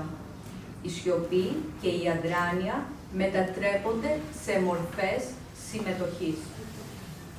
Το έργο κινείται γύρω από συγκεκριμένους θεματικούς άξονες, παιδικά τραύματα και βία, τεχνολογία και απώλεια σκέψης, ταχύτητα της παραπληροφόρησης και έναν πλανήτη που εμφανίζεται ως τραυματισμένο σώμα. Τα παιδιά δεν παρουσιάζονται ως σύμβολα αθωότητας, αλλά ως φορείς τραύματος. Το τραύμα δεν είναι μεμονωμένο γεγονός. Κληρονομείται, μεταφέρεται και αναπαράγεται. Έτσι, η βία πάβει να είναι εξαίρεση και γίνεται δομικό στοιχείο του κόσμου. Οι αλγόριθμοι δεν λειτουργούν απλώς ως τεχνολογικό μοτίβο. Είναι το όχημα μέσω του οποίου εκχωρούμε την κρίση μας. Σκέφτονται πριν από εμάς και μας επιστρέφουν τις σκέψεις μας έτοιμες, συσκευασμένες. Η ελευθερία της σκέψης εδώ δεν αφαιρείται βία, παραδίδεται οικειοθελώς. Η πληροφορία δεν λειτουργεί ως γνώση, αλλά ως θόρυβος. Οι ψεύτικες ειδήσεις ταξιδεύουν ταχύτερα από την αλήθεια, γιατί η αλήθεια απαιτεί χρόνο και ευθύνη. Ο κόσμος που περιγράφεται είναι ένας κόσμος όπου η ταχύτητα έχει αντικαταστήσει την κρίση. Τέλος, η εικόνα ενός πλανήτη που ζητά επαναφορά εργοστασιακών ρυθμίσεων συμπυκνώνει όλη την ηρωνία του βιβλίου. Ο κόσμος αντιμετωπίζεται σαν συσκευή, ενώ στην πραγματικότητα είναι ένα βαθιά τραυματισμένο σώμα. Το οικολογικό πρόβλημα γίνεται υπαρξιακό. Το ύφος του βιβλίου είναι αιχμηρό, τραυσματικό, συχνά σαρκαστικό. Οι εικόνες διαδέχονται η μία την άλλη, χωρίς γραμμική αφήγηση. Σαν ένα timeline που δεν σου επιτρέπει να σταθείς. Και αυτή η μορφή δεν είναι τυχαία. Είναι η μορφή του σύγχρονου κόσμου. Σε αυτό το σημείο δεν μπορούμε να μην σκεφτούμε ότι ο κόσμος που περιγράφεται θυμίζει έντονα γνώριμες λογοτεχνικές διαδρομές. Υπάρχει κάτι οργουελικό εδώ, όχι ως δυστοπία του μέλλοντος, αλλά ως μία δυστοπία που ήδη ζούμε. Αλγόριθμοι που σκέφτονται πριν από εμάς και ειδήσεις που ταξιδεύουν πιο γρήγορα από την αλήθεια. Ταυτόχρονα, ο λιτός χαμηλόφωνος λόγος φέρνει στο νου συγγραφείς όπως τον Κάρβερ, υποδηλώνοντας ότι η ένταση δεν βρίσκεται στην πράξη, αλλά στο αποτύπωμά της. Όπως καταλαβαίνουμε λοιπόν, υπάρχει μια υπόγεια συνομιλία του έργου με ένα ευρύτερο λογοτεχνικό τοπίο. Σε αντίθεση με το μέσα ίσουν, εδώ ο αναγνώστης δεν είναι απλός συμμέτοχος, μετατρέπεται σχεδόν σε υπόλογο. Το βιβλίο δεν τον παρηγορεί, δεν του λέει ότι όλα θα πάνε καλά. Τον κοιτά κατευθείαν στα μάτια. Αν δούμε τα δύο βιβλία μαζί, καταλαβαίνουμε ότι συγκροτούν ένα ενιαίο ερώτημα σε δύο φάσεις. Πρώτα, ήσουν μέσα, ήσουν παρόν όταν έπρεπε. Και μετά, τι έκανες με αυτή την παρουσία, γιατί η παρουσία χωρίς πράξη μπορεί πολύ εύκολα να μετατραπεί σε συνενοχή. Ίσως γι' αυτό τα δύο βιβλία μοιάζουν τόσο σύγχρονα και ταυτόχρονα τόσο παλιά. Κάτω από την τεχνολογία και την ηρωνία ανασένει κάτι σχεδόν τραγικό. Όχι με την έννοια της τιμωρίας, αλλά της ευθύνης. Όπως και στην αρχαία τραγωδία, το ερώτημα δεν είναι μόνο αν φταίς, αλλά αν αναλαμβάνεις το βάρος της πράξης σου ή της παράληψής της. Εν κατακλείδη θα λέγαμε πως ο Κωνσταντίνος Μαυράκης δεν χρησιμοποιεί τη λογοτεχνία ως καταφύγιο. Τη χρησιμοποιεί ως χώρο εσωτερικής αναζήτησης. Και στο τέλος, η ερώτηση δεν αφορά μόνο το έργο, αλλά απευθύνεται σε όλους εμάς. Ήσουν μέσα και τώρα που το ξέρεις, εσύ τι έκανες. Σας ευχαριστώ.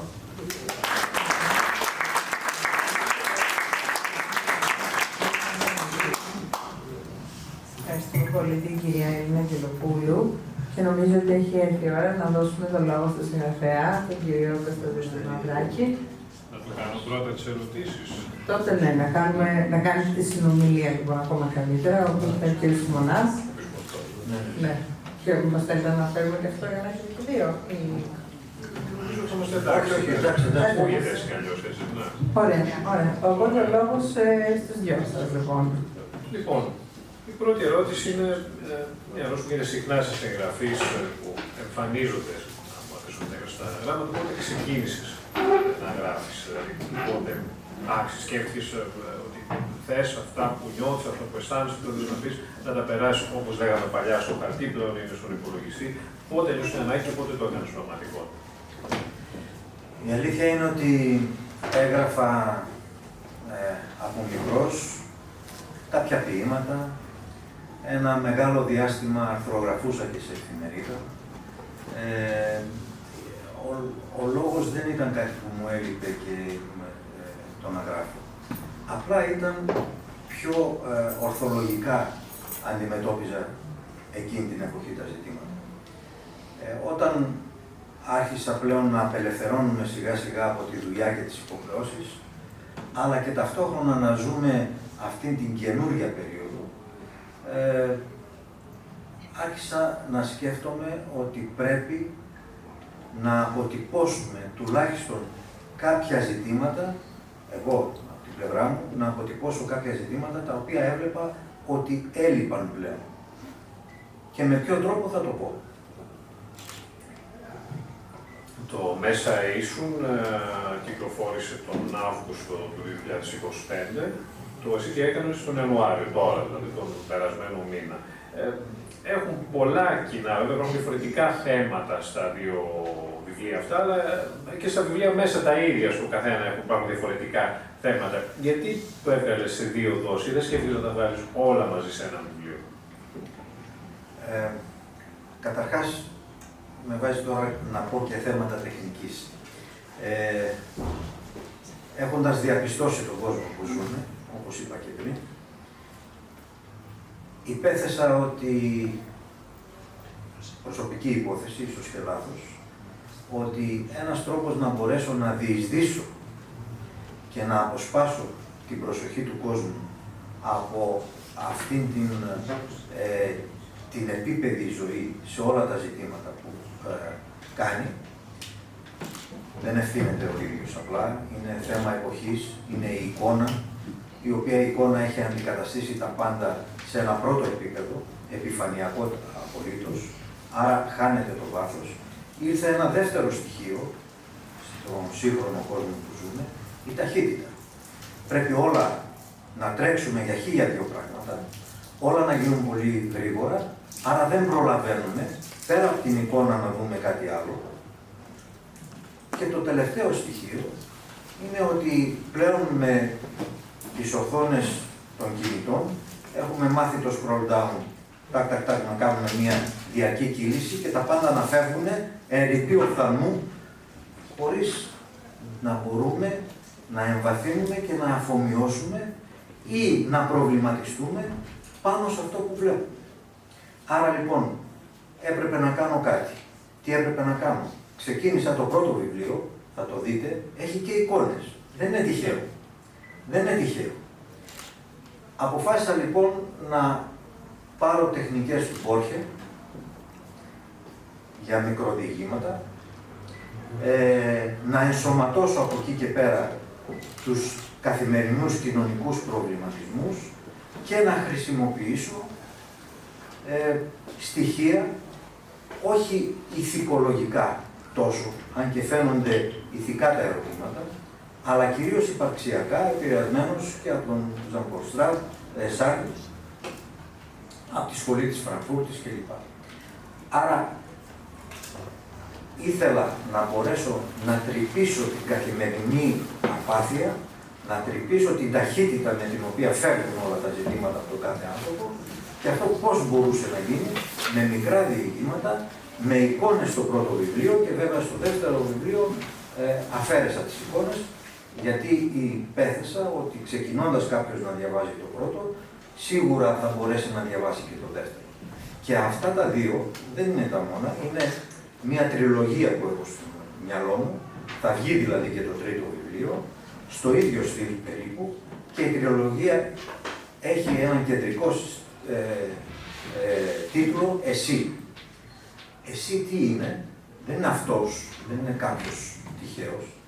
Εσύ και σε αυτό που μεταξύ μας εννοούμε, είναι όλος ο κόσμος, όλοι μαζί, αλλά ακόμη και το εγώ μας. Ακόμη και εγώ είμαι μέσα στο εσύ. Πολλές φορές λέμε εσύ τι έκανες και εννοείς τον εαυτό σου. Άρα η τριλογία εσύ στοχεύει στο να προβληματίσει τον καθένα από εμάς και όλους μαζί. Να κάνω και ένα βήμα παραπάνω να πω.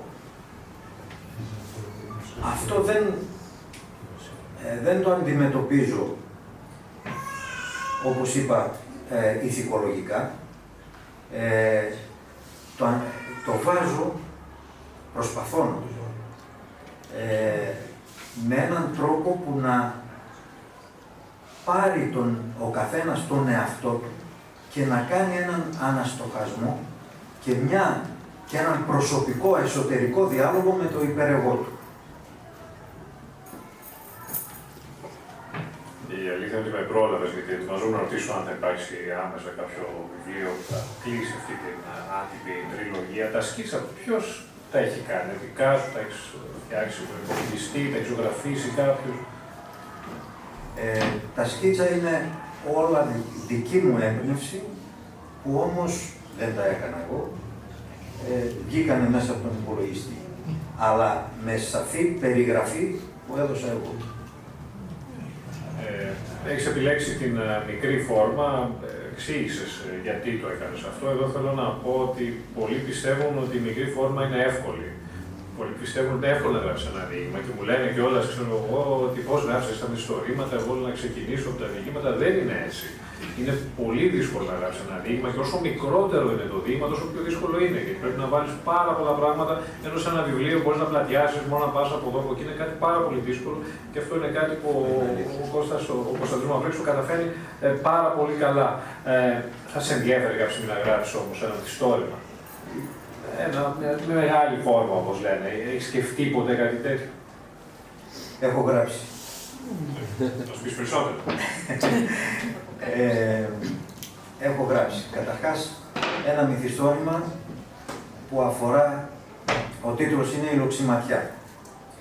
Πάλι επικεντρώνουμε στα γυναικεία ζητήματα, πώς το Hollywood εκμεταλλεύτηκε τις γυναίκες. Η λοξή ματιά τώρα, ίσως οι παλιοί να θυμούνται, εκείνη τη ματιά της Σοφίας Λόρεν. Ακριβώς.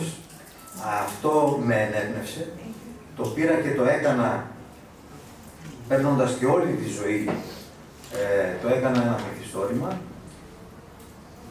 Έχει τα δικά του στοιχεία μυθοπλασίας, όπως έχω και εδώ.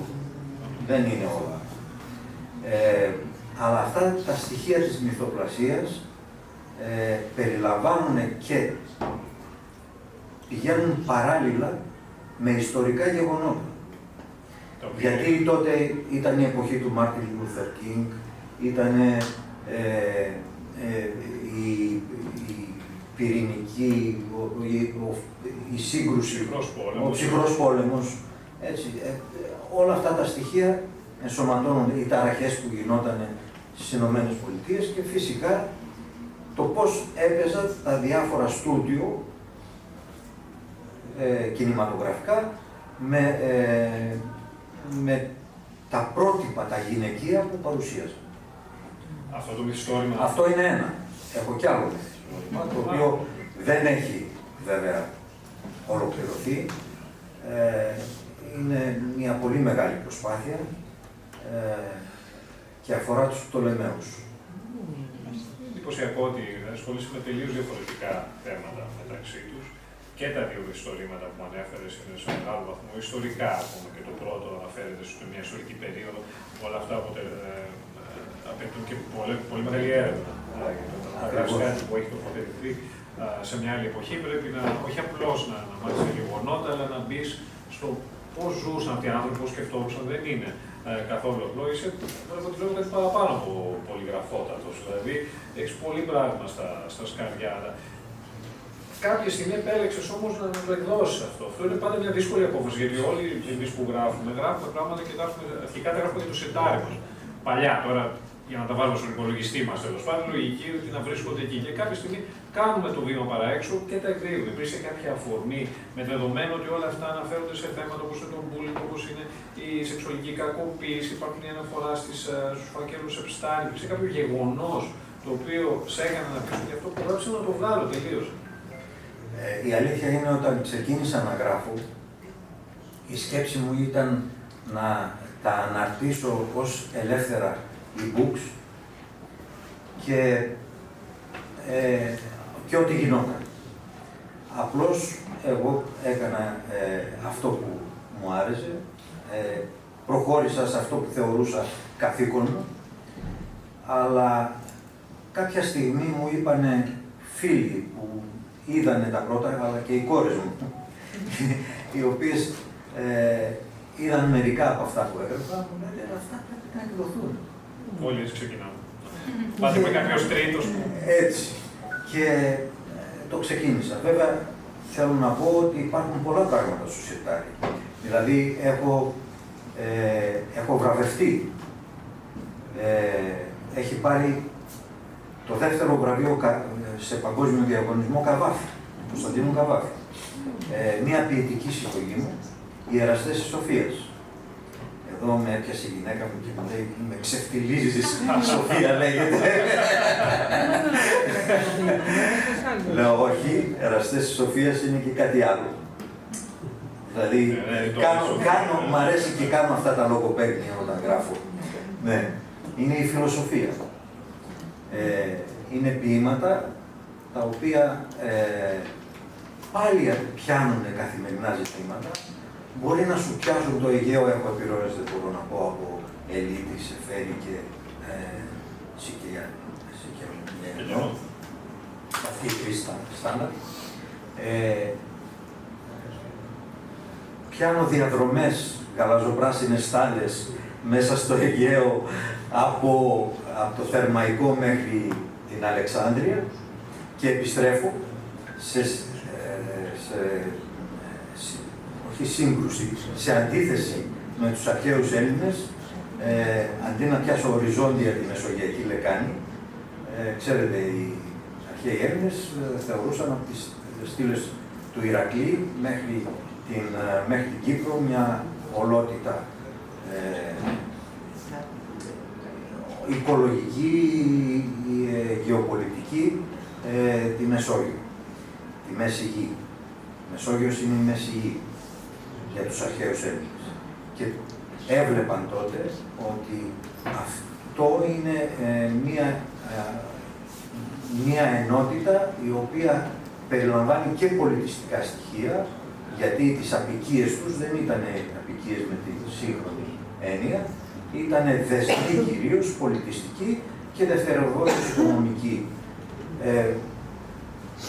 Αυτή την έννοια της Μέσης Γης οι Λατίνοι την μετατόπισαν, καταρχάς είπαν, πήραν την έννοια των αρχαίων Ελλήνων και λένε οι Λατίνοι, είπαν οι Λατίνοι, Mare Nostrum, η δική μας θάλασσα.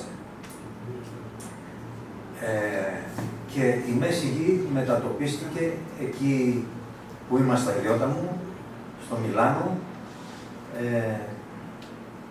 Το Μιλάνο, όσοι το ξέρουν ελληνικά, είναι Μεδιόλανα, Medioland. Και στον άρχοντα των δαχτυλιδιών, η Μέση Γη είναι εκεί. Λοιπόν, τι έλεγα, ξεχάστηκα. Ναι, έφυγα. Ποια ήταν η ερώτηση? Εντάξει, μας είπατε το βιβλίο ως την ιστορία του δεύτερου μυθιστορήματος και από τις επιρροές που έχετε από το Αιγαίο, απλά μετατοπίσατε το Αιγαίο στο Ρωμαϊκό. Εντάξει, μην σας αποκαλύψει ακριβώς και το βιβλίο, θα το διαβάσω όταν τον κάνω. Το τρίτο βιβλίο έχει, ναι, εντάξει. Στο βιβλίο, γενικά μέσα από τις πολλές έννοιες που υπάρχουν, υπάρχει και η τεχνολογία, αλλά όχι με την καλή έννοια.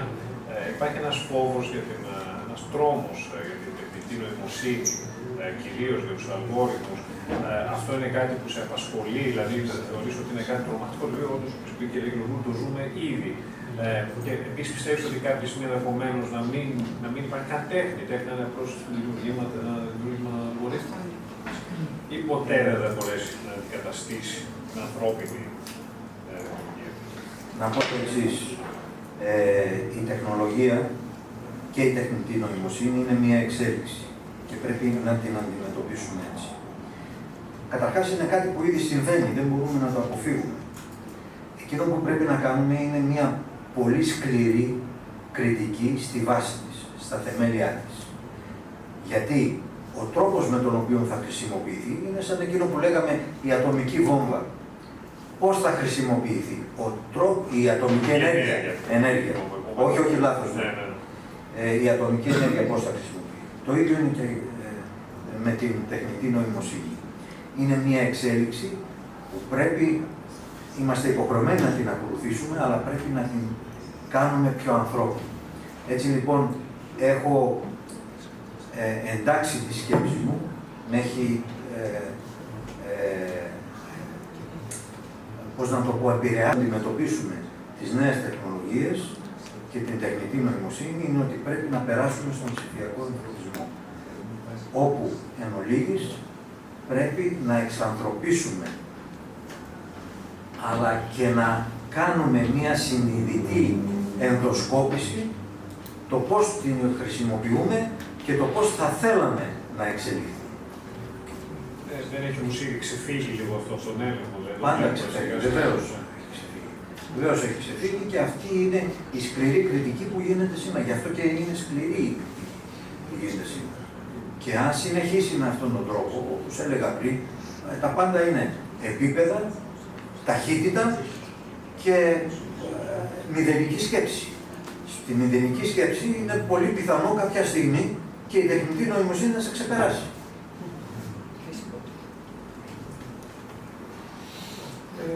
Νομίζω αυτά έχω. Δεν έχω κάποια άλλη ερώτηση να κάνω. Δεν ξέρω αν εσύ θες να προσθέσεις κάτι. Έτσι όπως τα είπαμε όλα και τα είπαν όλοι, εγώ ήθελα να πω ότι όχι το τι περιλαμβάνει το βιβλίο, αλλά ξεκίνησα να σκέφτομαι, και είναι και μία απάντηση πώς κατέληξα για να γράφω. Ξεκίνησα από ένα ερέθισμα. Ξέρετε, από τότε που βγάλανε τα backpack, τις τσάντες πλάτης, έβλεπα κάποιους και κάποιες να γεμίζουν, να φορτώνουν, να γίνονται τεράστια, να μπαίνουν μέσα στο πλήθος, συνοστισμό, να αρχίζουν να γυρίζουν δεξιά και αριστερά, χωρίς να τους ενδιαφέρει τίποτα. Εξακολουθεί να συμβαίνει αυτό, δεν σταματήσει ποτέ. Σήμερα να δείτε τι εδώ. Επόμενο στο αεροδρόμιο ήταν μια ίδια περίπτωση, όπου όμως είχε κρεμάσει με μεγάλο κορδόνι μια ομπρέλα. Και γύριζε σαν να ήταν. Ναι.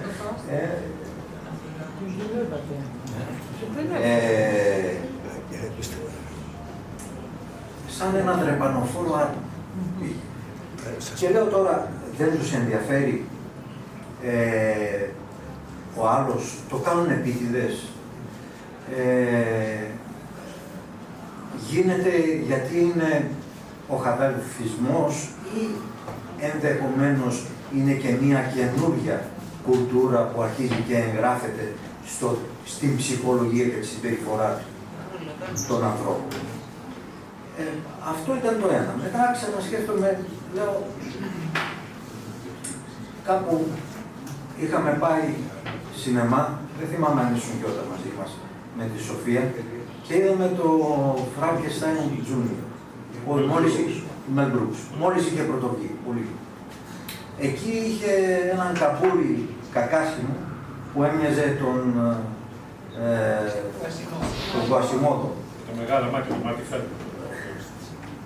Ο Κουασιμόδος είναι και αυτό ένα λογοπαίγνιο του Ουγκό, του Βίκτορο Ουγκό. Προέρχεται από τη σύνθεση δύο λατινικών λέξεων, Κουασιμόδο. Αυτός λεγότανε Ίγκορ ο Καπούρης. Έλεγε, όχι, το όνομα μου δεν είναι Ίγκορ, είναι Άιγκορ. Άιγκορ είναι μάτια γκόρσους. Υπέροχα μάτια. Κάθε φορά που έβγαινε η καμπούρα το άλλαζε. Από δεξιά πήγαινε αριστερά, από αριστερά δεξιά. Εκεί γελούσαν βέβαια στο ακροατήριο και οι δεξιοί και οι αριστεροί. Λοιπόν, τον ρωτάνε σε κάποια φάση στην ταινία, καλά, αυτή η καμπούρα δεν σε ενοχλεί? Και γυρίζει και λέει, ποια καμπούρα? Ποια καμπούρα? Είναι ένα θέμα καινούριο? Όχι. Είναι πολύ παλιό. Αν ψάξουμε στον έσωπο, θα δούμε ότι αναφέρει ότι έχει δύο σάκους. Ο κάθε άνθρωπος φέρνει δύο σάκους, σακίδια. Το ένα μπροστά σε κοινή θέα όλων που αφορά τα λάθη των άλλων και τα δικά του πίσω στην πλάτη που δεν θέλει να τα δει. Αυτή η αποφυγή της ευθύνης, η οποία είναι μια παλιά υπόθεση και έχει πιάσει όλη την παγκόσμια λογοτεχνία, σε πολλά στοιχεία έχει αναπτυχθεί, τελευταία έχει γίνει ανυπόφορη. Γιατί έχουν μπει όλα τα στοιχεία που ανέφερα πριν. Της τεχνολογίας, του τρόπου της συμπεριφοράς των ανθρώπων κλπ. Εκεί απάνω είπα ότι πρέπει να γράψω, θα κάνω αυτό που θεωρώ ότι ίσως μπορέσει να βελτιώσει λίγο τα πράγματα. Και βέβαια, μεγάλη σημασία παίζει ο συμβολισμός. Τώρα, συμβολισμός τι είναι, γιατί πολλές φορές το αναφέρουμε, στα έργα μου. Δεν είναι αυτό που βλέπεις στην επιφάνεια, είναι συμβολισμός. Αλλά συμβολισμός τι? Όχι αυτό που εννοεί η ψυχανάλυση ή αυτό που λέμε ως σύμβολο, ξέρεις, η ελληνική σημαία είναι το σύμβολο της Ελλάδας. Αλλά είναι αυτό που λέει η αρχαία ελληνική λέξη, συμβάλλει. Δηλαδή, αθροίζω και βάζω μαζί κάποια πράγματα.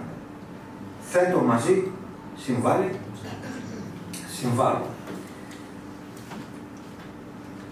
Τι θέτουμε μαζί, για να μην πω στο διά, το διά είναι το αντίθετο. Το διαβάλλει είναι η μέγιστη απόσταση. Το διά στην ελληνική γλώσσα είναι η μέγιστη απόσταση στην ουσία.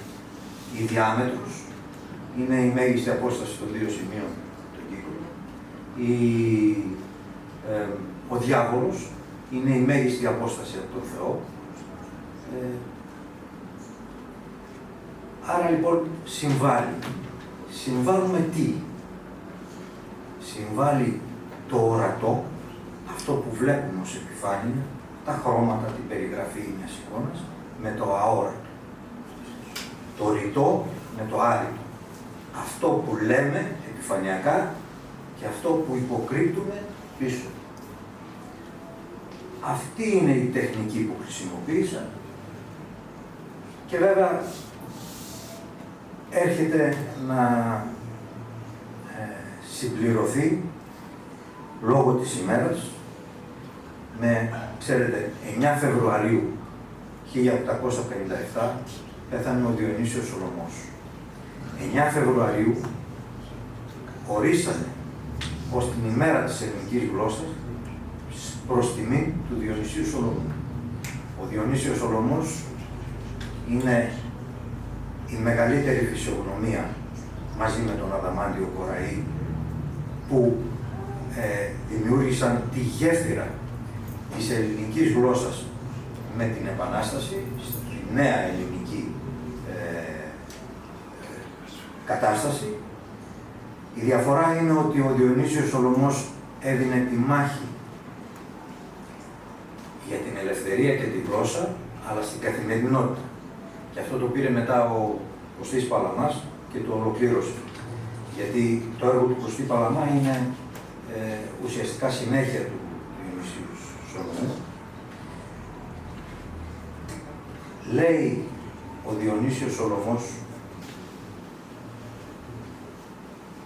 «Μίγαρης έχω άλλο στο νου μου, πάρεξε ελευθερία και γλώσσα», το λέει συνομιλώντας με έναν φίλο του. Μίγαρης είναι μια δική του λέξη που δημιούργησε, μίγα. Όχι, είναι από τα νησιακά. Εγώ νομίζω ότι είναι το μίγα. Μήπως θαρείς, κάνοντας το και μια ομόηχη ποιητική τέτοια, μη θαρείς ότι ασχολούμαι με κάτι άλλο εκτός από την ελευθερία και τη γλώσσα. Έδινε αυτόν τον αγώνα, η γλώσσα η ελληνική. Εγώ πιστεύω ότι την υπηρετούμε σήμερα, με κίνδυνο βέβαια να με αποκηρύξει ο Διονύσιος Σολωμός, εάν δει το γλωσσάρι που έγραψα πίσω, είναι κάτι πρωτοφανές για ένα λογοτεχνικό έργο να έχει γλωσσάρι πίσω. Ο Μπόρχια θα το δεχόταν, γιατί τα έκανε αυτά. Αναγκάστηκα, γιατί δεν μπορούσα να βρω ελληνικές λέξεις που να είναι κατανοητές από τον κόσμο και να εξηγούν τους τεχνικούς όρους που έχουν επικρατήσει. Το scroll, ας πούμε, θα το πεις κύληση. Γράφοντας το μέσα, ποιος θα το καταλάβει. Και έχει πολλά άλλα. Αναγκάστηκα λοιπόν να κάνω αυτό για να μπορέσω να συμβάλλω όσο το φαντάζομαι τουλάχιστον, να συμβάλλω σε αυτό που λέμε η ελληνική ορολογία να διασωθεί από την βαρβαρότητα της γλώσσας της τεχνολογικής. Αυτά. Περιμένω με ενθουσιασμό το τρίτο τμήμα στη ζωή. Ευχαριστούμε, Κωνσταντίνε, ευχαριστούμε πάρα πολύ, κυρίως γιατί μας πήγες και εσύ από το χέρι σε όλη τη σκέψη και σε όλη την έκτασή της, μετά από και μέσα από τη συνομιλία σου, Θανάση, που νομίζω ότι ξεκίνησε πολύ εύστοχα και σε καθοδήγησε προς τα εκεί. Και ευχαριστούμε που μοιράστηκες και τα μελλοντικά σου πλάνα, αλλά μας έδωσες έτσι και μια γεύση, να το πω, μια περιγραφή, μας κατήφθηνε λίγο προς το τι θα δούμε και σε ευχαριστούμε πολύ γι' αυτό. Θέλετε να, δεν ξέρω, μήπως υπάρχουν κάποιες ερωτήσεις, θέλει κάποιος να πει κάτι, να σημειώσει κάτι. Η κυρία. Γεια σας. Εγώ είμαι δημοσιογράφος και έχω το mcnews.gr. Θέλω να συγχαρώ τον κύριο Μαυράκη και γενικά όλους στο πάνελ σήμερα. Ειδικά η κυρία Πρόεδρος με συγκίνησε ιδιαίτερα με την ανάλυση της και αυτά που είπε για τον κύριο Μαυράκη. Εγώ δεν έχει τύχει να διαβάσω κάτι δικό σας, γι' αυτό και πήρα το βιβλίο σας τώρα, δεν έχω ξαναδιαβάσει κάτι δικό σας.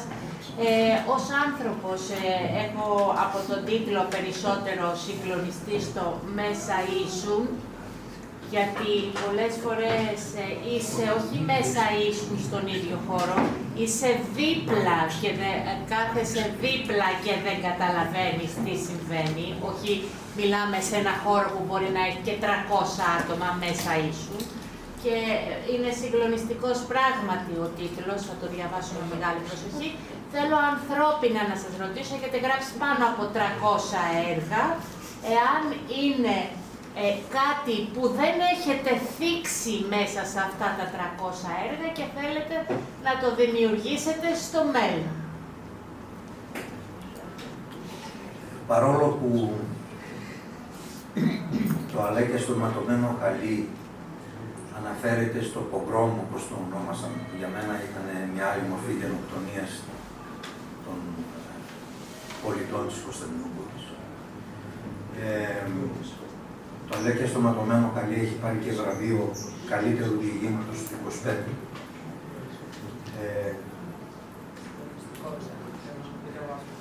Ήταν Σκέφτομαι ότι θα πρέπει να ενισχύσω αυτά τα ιστορικά θέματα που πόνεσαν και μάτωσαν το λαό μας.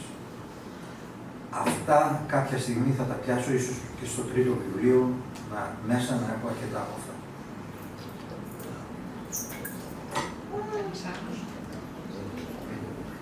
Ναι, πείτε μας. Ήθελα να ρωτήσω κάτι τον κύριο Μαυράκη. Επειδή μιλήσαμε για την ευθύνη, είπατε ότι σήμερα παιδιόμαστε της ευθύνης προσωπικά. Δεν πιστεύετε ίσως ότι... Ορίστε. Ότι μια χαρά. Μη φύγεις. Ότι η ευθύνη είτε καλλιεργείται, είτε κολοβώνεται και ρημάζει.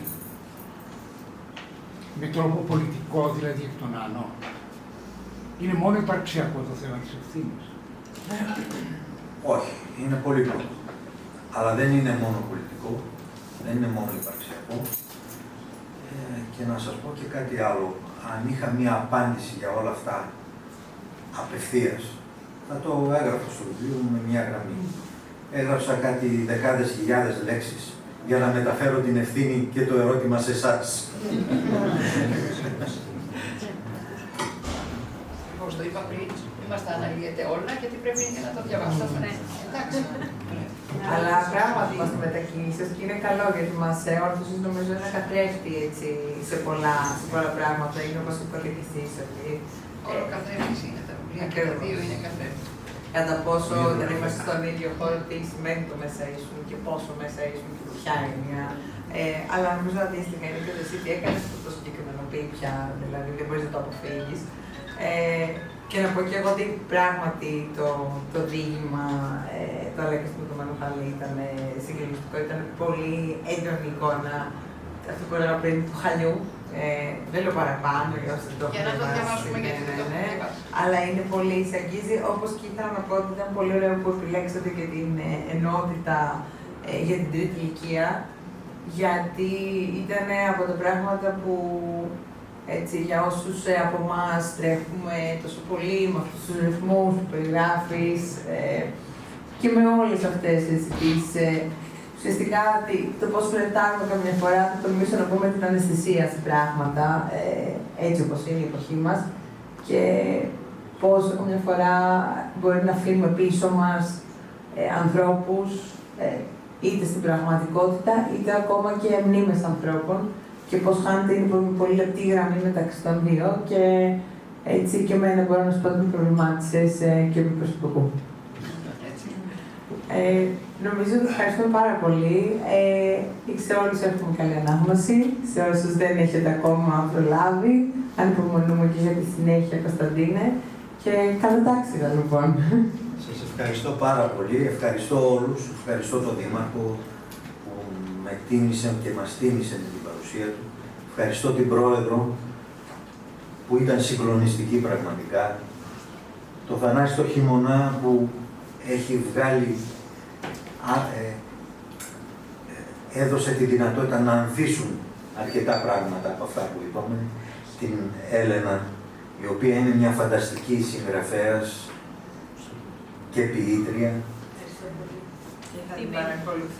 Και φυσικά τη Ροξάνη Ντιμπέη, τα έχουμε πει, είναι άξια σε ό,τι αναλαμβάνει, πραγματικά το φέρνει εις πέρας με τον καλύτερο τρόπο. Ευχαριστώ όλους σας.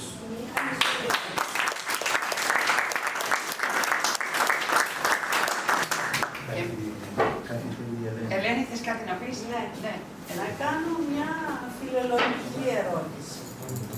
Είπατε κάτι για οριοθέτηση και με κάποιον τρόπο έλεγχος της τεχνητής νοημοσύνης.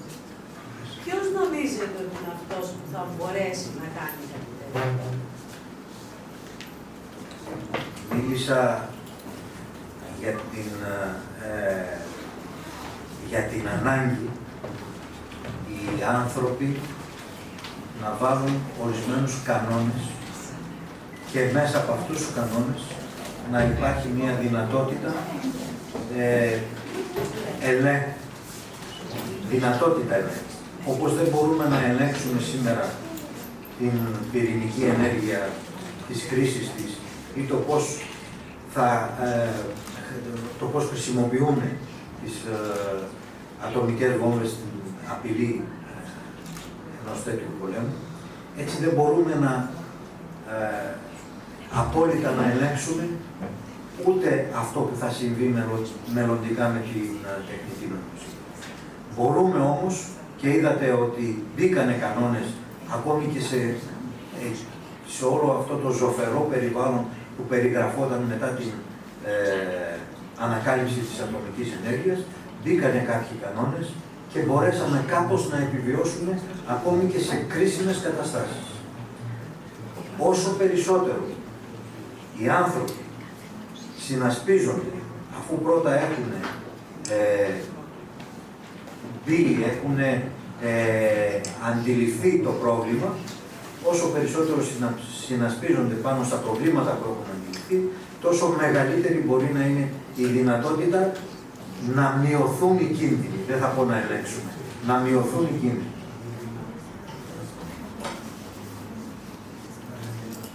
Ωραία.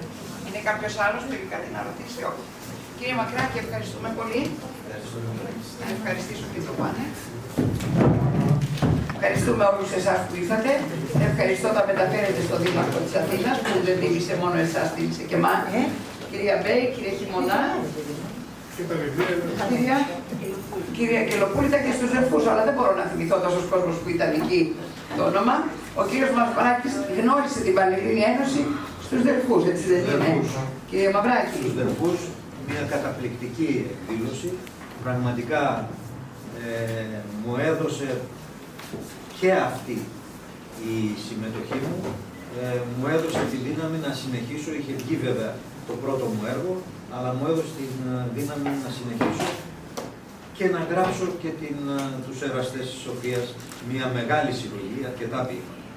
Χαιρόμαστε πολύ γι' αυτό, γιατί η Πανελλήνια Ένωση Λογοτεχνών όντως με τους Δελφικούς Αγώνες Ποίησης που φέτος συμπλήρωσαν 40 χρόνια είναι το μεγαλύτερο πολιτιστικό γεγονός στον χώρο της λογοτεχνίας. Πιστεύουμε και ευχαριστούμε που το μαρτυράκι η δική σας κατάθεση, και να πω και σε όσους δεν ξέρουν και όσους δεν βρεθούν μαζί μας στις 14 Φεβρουαρίου στο Πνευματικό Κέντρο της Αθήνας η απονομή του 44ου διαγωνισμού στα 4 είδη του λόγου.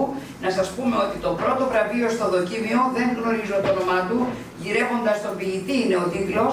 Όταν τον πήρα να τον συγχαρώ για να παρευρεθεί, μου είπε το εξής: συγχαρητήρια, γιατί εγώ εμπνεύστηκα από το πολιτιστικό τριήμερο των Δελφών. Καταλαβαίνετε ότι για μας αυτό είναι βραβείο, γιατί προσπαθούμε να υπηρετήσουμε το χώρο με αξιοπρέπεια και με σεβασμό. Να είστε καλά κύριε Μαυράκη, να είστε καλά όλοι εσείς. Ευχαριστούμε όλους εσάς. Όσοι δεν το πήρατε από το βιβλίο να το πάρετε, είναι μια πρόταση για ένα αξιολόγο δώρο. Καλό σας βράδυ.